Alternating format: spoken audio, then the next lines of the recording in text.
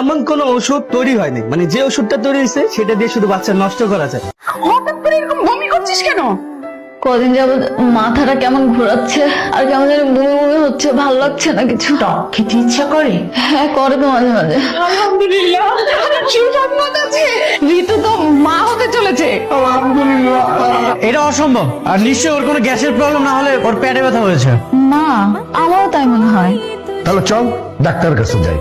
জি সুসংবাদ, মিসেস ঋতু মা হতে চলেছেন। আরে এটা তো অসম্ভব। না না না, এইটা আমি মানি না। দেখেন, ফ্যামিলি ম্যাটার, ব্যাপারটা বাসায় গিয়ে আলোচনা করেন। আমার রিপোর্ট একদম ঠিক আছে, মিসেস ঋতু অন্তঃসত্ত্বা।